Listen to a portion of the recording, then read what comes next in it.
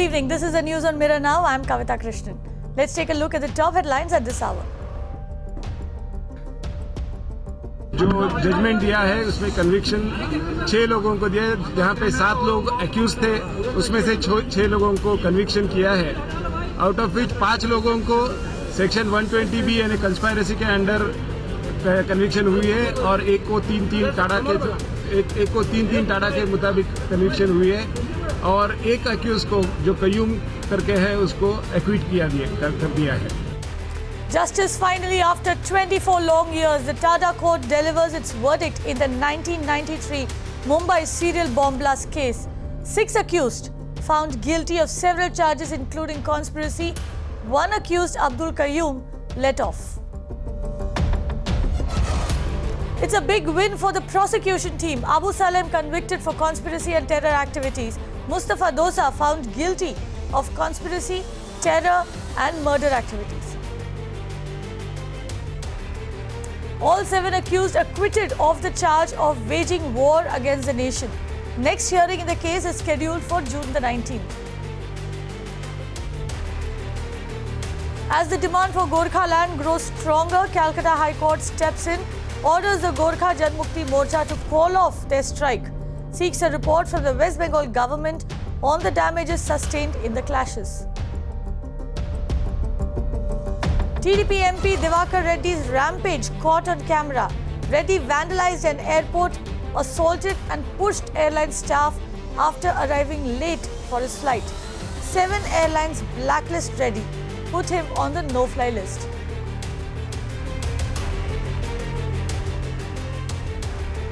And arguments on the framing of charges against former Tehelka magazine editor Tarun Tejpal begins today. Tejpal has been charge-sheeted for the alleged rape of a junior colleague in 2013. A milestone for Bangalore Metro, Green Line connecting North, South and East, West to be inaugurated tomorrow.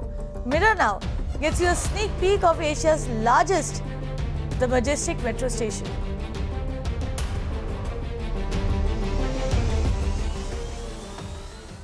Moving on to the biggest story of the day.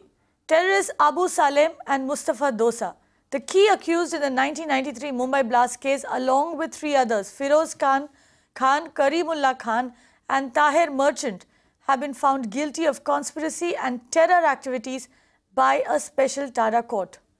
The blast, which took place in 12 locations of Mumbai in over 2 hours, killed 257 people and left 713 people seriously injured. The Terrorist and Disruptive Activities Prevention Act Court, or the Tada Court, has convicted 6 of the 7 accused in the case. Mr. Salvi, it's been 24 years since the blast took place. Do you think that this is a fair conclusion to the trial? It's a fair conclusion because the period which you are counting is not actually the period which was taken by the court. It is a systemic delay, and the delay is only because these people were absconders, and then these people were apprehended later, and since they were apprehended later, their case was kept aside, and then thereafter in 2012 this part of the trial commenced actually.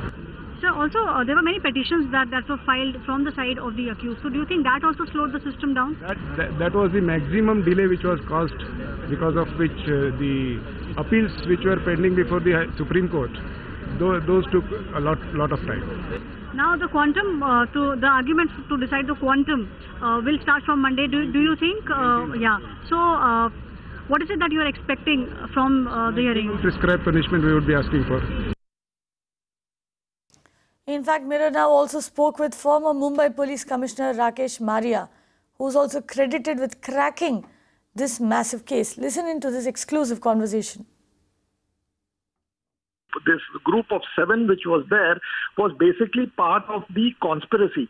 The earlier group, 125 people were charge sheeted in the earlier charge sheet, out of which 100 got convicted. Now there, apart from Yaqub Memon, who was one of the main conspirators, the planners and the financiers. The rest of the people were, the landing agents, the foot soldiers, the one who escorted and helped in the landing of the arms, ammunition, explosives, who transported it into the city, who went and recce the various locations, filled the vehicles with explosives, and on 12th March drove and dropped the vehicles to the various locations, the 12 locations where the blast took place. That was the earlier group. But this group was the one which took part in the main conspiracy meetings in Dubai, where it was decided to do something in India, Mumbai, where it was planned how to go about doing it, recruit youngsters, send them out for training, see that the arms, ammunition, explosives is smuggled into the country, stored at safe locations, and then on the day of the blast, used. So, this group was the group which was part of that conspiracy. They were also the financiers, the money, the financing part. So that way it is very, very important, because the court, the conspiracy theory, the investigation, the investigating team, which did the conspiracy, that it stood judicial scrutiny. So this conspiracy which was hatched abroad, that 3/4 of it was hatched abroad. The rest of the meetings took place here. That has been proved in the court today. Here's a reaction from Ujjwal Nikam, Special Public Prosecutor of the 1993 Mumbai blast case. Today's judgment is the historical judgment for two reasons. Because it would give a strong message across the borders against the absconding accused like Tiger Memon, Dawood Ibrahim, Mohammad Dosa and others. This is for the first time in the Indian legal history. The evidence adduced in the first trial of serial bomb blast case has been kept alive, and that has been used in another second trial. I have examined 657 witnesses in the first trial of Bombay bomb blast case, out of which 400 witnesses were recalled by the accused for cross-examination. And therefore now the fate is certain so far as the absconding accused are concerned, because the same evidence which we have adduced in the earlier trial, that can be utilized against the perpetrators if they will be brought into legal action. These are the persons who were absconding and therefore could not be tried along with the others, but they were more directly involved in the process of conspiracy, training, distribution and execution. So therefore there was no doubt with regard to their complicity. There is, I expect that the court will award the highest punishment to them, because this was the most abominable acts that has been committed. The active trial started from June 2012, means the examination of witnesses. Now it has concluded, and the court has given finding on the charges against the accused. We, of course, appreciate that the justice is done in this case. Regarding the acquittal of one of the accused, Abdul Qayyum, after getting the certified copy of the judgment, the department has to consider it, how to deal with it further. Quantum of punishment is yet to be decided by the court after hearing of the parties, and for that purpose it is kept for Monday. The 1993 Bombay blast, which was carried out through 12 serial blasts on 12th March 1993, was the most serious and most damaging attack that India has faced till now. 257 people had been killed and nearly 717 had been injured. The Tata court was set up to investigate. They had listed 121 names, and after investigation, 21 were let off, 100 were found guilty of some degree or the other. 11 were given death sentence, but Supreme Court upheld only of Yaqub Memon, who was subsequently executed. But there are still some prominent people like Dawood Ibrahim and Tiger Memon who have not yet been arrested by Indian authorities. Mirror Now thanks you viewers for your support. Only 2 months since our launch and we have climbed to number 3 on charts. We look forward to hitting bigger and better milestones. Mirror Now, you first.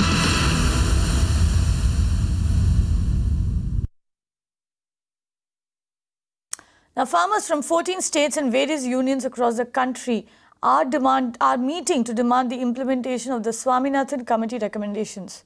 The representatives have gathered at the Gandhi Peace Foundation in New Delhi. The Swaminathan Committee report that includes several recommendations for the improvement in the situation of farmers and agriculture in the country was made to combat the agrarian crisis in the country. It has now become a major concern following the violence against farmers in different parts of India. Main demands include waiver of loans and minimum support price mechanism for crops. I'm joined by Milan right now. Milan, farmers, this was in fact expected. Farmers were supposed to meet today on the 16th. What are their major demands? Have they managed to come to a common, charter of demands?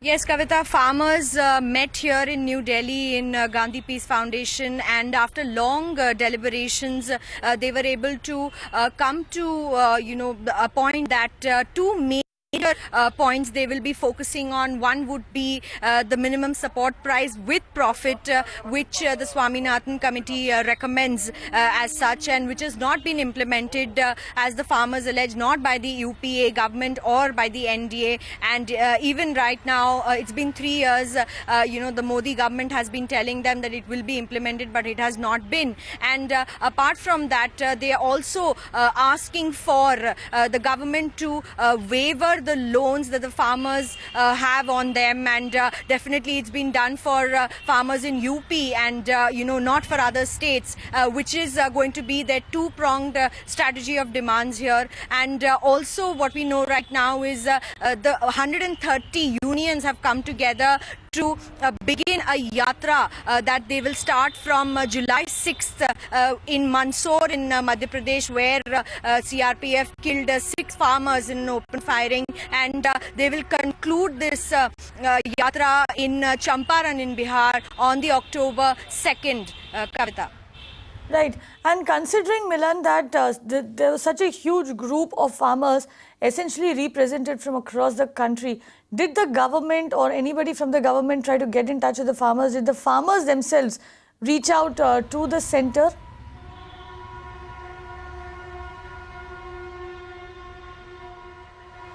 No, Kavita, at this point, the government has not directly gone in touch with the farmers, but what we know is that the Union Cabinet under the Prime Minister Modi's, orders had farmers that we will be giving interest subsidies of about 5% for farmers who can pay their loans and 2% interest subsidy to farmers who are not able to pay loans. But this is not something new that the government has offered the farmers. This is something that the price subvention has been going on. But currently the unions, they all got together, and there is one demand, two-pronged strategy that the farmers want to give the government is that, number one, loan waiver. Definitely they don't want, to be burdened by the loans, on their heads. And second is the minimum support price with profit, which means 50% more of the cost production of the crop.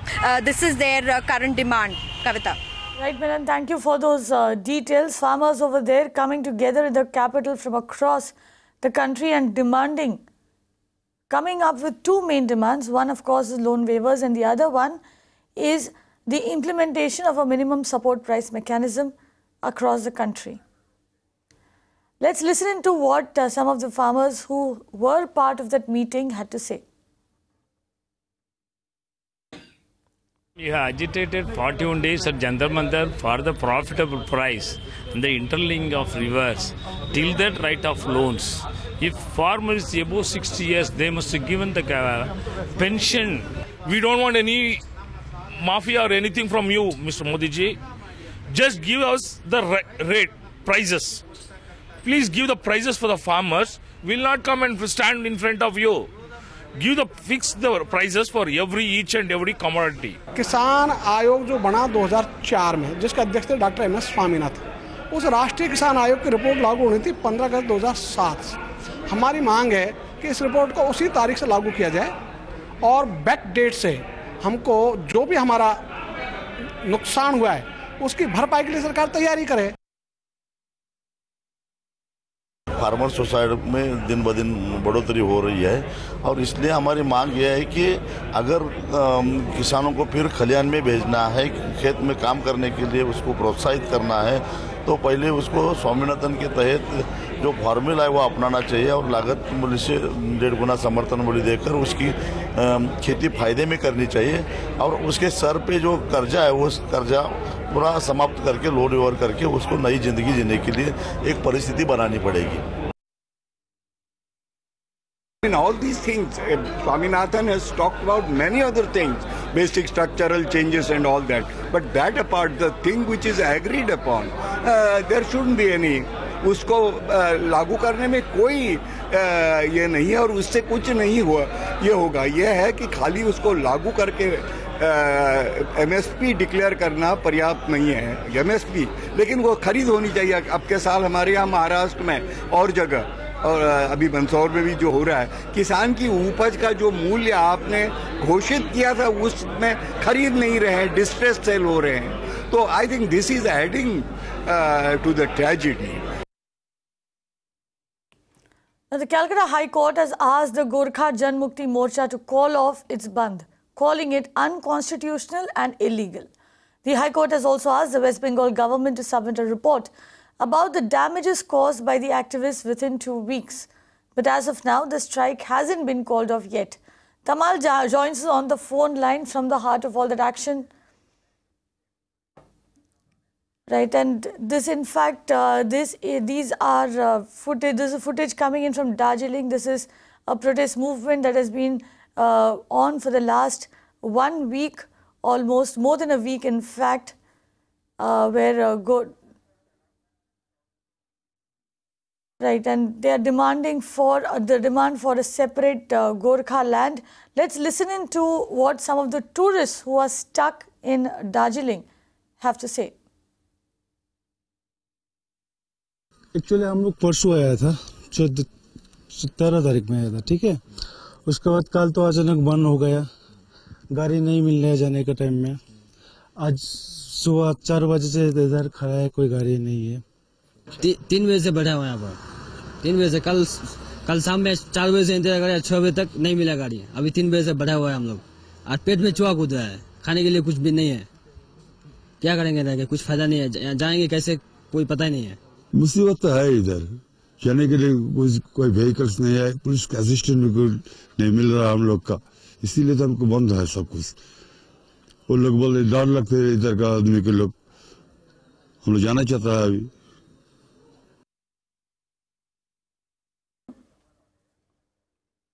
Right, and Tamal now joins me with the latest from the ground. Tamal, what is the situation currently in Darjeeling? Of course, the High Court has asked the Gorkha Janmukti Morcha to call off that strike. Well, that's right. Calcutta High Court has referred to its 2013 order that they have come out with in August 2013 in a situation almost similar unfolding in Darjeeling at that point in time. After Kolkata High Court has ordered the band to be called off, we haven't heard anything from Gorkha Janmukti Morcha. We have tried approaching them time and again, but we are still waiting for a confirmation as what would be the day like tomorrow. As of now, the indefinite strike is still in place. All shops, restaurants, everything shut, minus the medicine shops. But the scene which is absolutely worrying is the fact that several tourists are still stranded here. In fact, so far the state government has managed to arrange for 4 buses, including school buses, to ferry these tourists down to the plains. Now, because there are tourists numbering about 2,000 to 3,000 still here stranded, accommodating them in one bus is difficult. So that's the reason we are still waiting. They are still waiting for 4 more buses, as being assured by the state administrations, primarily the district magistrate. They are all up in arms. They are here on the ground. They are trying to speak to the tourists and convince them that there would be more buses or vehicles coming to ferry them down to the plains. But as of now, there are several tourists still stranded, and the wait is for a vehicle. On the other hand, Gorkha Janamukti Morcha, who have called for an indefinite strike, they are still trying for more political consensus. We know as of now there are other hill parties who are supporting the cause for Gorkhaland, but then within the own united front of all these hill parties, there are kind of differences of opinion as far as indefinite strike is concerned. Because indefinite strike call was given out only by Gorkha Janamukti Morcha. In fact, yesterday they called it an impromptu decision after the police crackdown.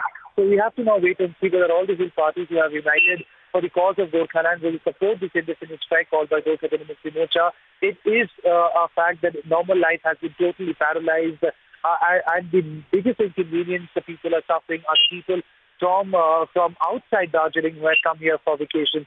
So their experience had been extremely harrowing. I have been speaking to several tourists out here.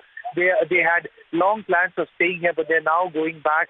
So there is a palpable fear and panic among people, and they are trying to leave Darjeeling as early as possible. Back to you. Like you said, tourists obviously are having a harrowing time over there. But what about the civilians? Because let's not forget, this is peak tourist season, and tourism is the major part of Darjeeling's economy. Is there enough popular support, mass support amongst people for this strike call by the Gorkha Janamukti Morcha at this point in time? Well, we cannot really say whether there is popular support to this indefinite strike called by Gorkha Janamukti Morcha, but out of fear, many of the people have shut down their shops. So as I said, yes, normal life has been totally paralyzed. Business has been badly affected out here. As you rightly mentioned, tourism is the sole the heart of the economy out here. So that has been affected badly. Gorkha Janamukti Morcha initially had called for an indefinite shutdown of government offices, not sparing the banks also. So yes, people were suffering inconvenience, but then since yesterday, after the call of indefinite strike, it's an absolute shutdown of normal life. So all businesses are totally shut. In fact, several tourists that I've spoken to, they were complaining as how they were asked by their hotel people to leave for their own safety. So for their safety is a matter of concern. The reason why there is heavy deployment of security forces, even at the chalk, from where all these tourists are being given conveyance to go down to the plains, and there are onlookers too. So the security forces are trying to keep the onlookers away and trying to ensure absolute safety to the tourists. But then, as I said, they're still waiting for vehicles. It's already 5:30 and the dusk would fall in some time. So we have to wait and see when the vehicles come. At the moment, a couple of local vehicles have been arranged by the state administration, and they would be taking down a couple of people. But as I said, there are thousands of people who are stranded, and accommodating them. Tamal, thank you for those details. Tamal Saha reporting there from Darjeeling.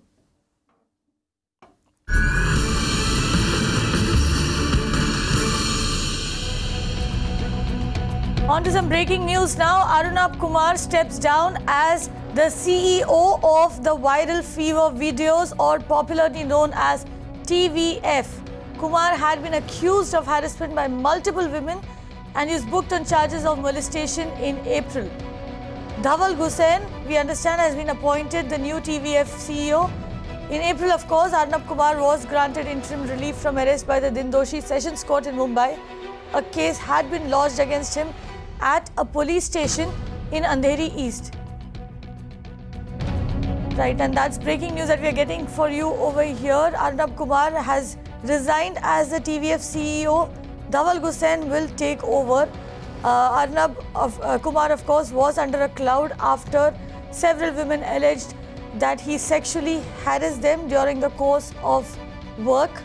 Some of them had even filed police complaints at a police station in Andheri East. Arnab Kumar had, remember, got interim relief from Dindoshi Sessions Court. Aishwarya Paliwal, who's been tracking that case for Mirror now, joins me. Aishwarya, Arnab Kumar resigning as TVF CEO. Yes, Kavita, as you rightly pointed out, Arnab Kumar has stepped down as the CEO of TVF. Now, Dhaval Hussain he's taken up as the company's new chief executive officer. He'll be taking the position of Arnab Kumar.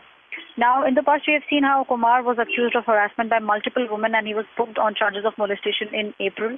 Now, the new CEO has been with TVF since 2015.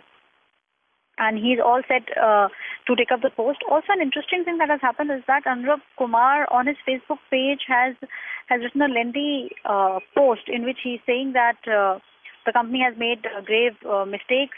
They reacted very.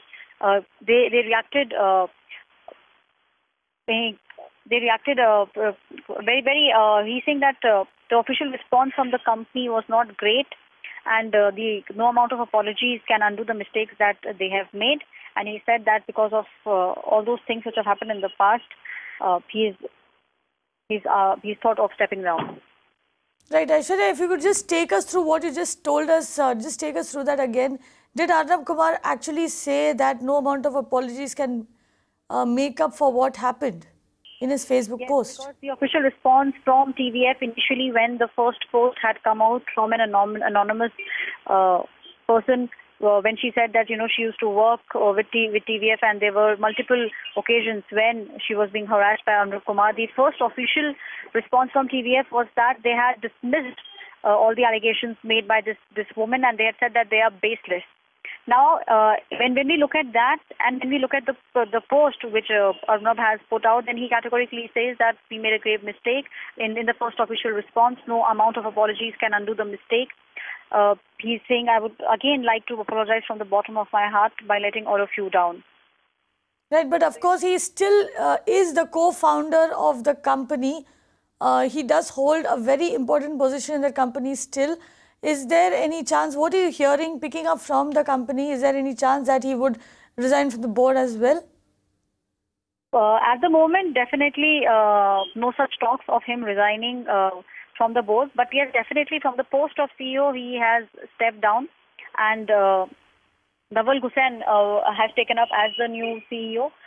When we look at all this, TVF was a company which has been making many shows on YouTube, and some of them were very women-centric. So in view of those, the kind of allegations that were made against him were extremely shocking. For the company for the longest time had been denying all these allegations of harassment, of molestation, and this was not one incident, but there were many women who came out and who took to social media, and they had... Right, Aishwarya, thank you for those details over there. It was big development in the TVF case. TVF CEO Arnab Kumar steps down as the CEO of the company. He has resigned after several women made allegations of sexual harassment against him. And that's a wrap on the news. Do stay tuned to Mirror Now for more updates.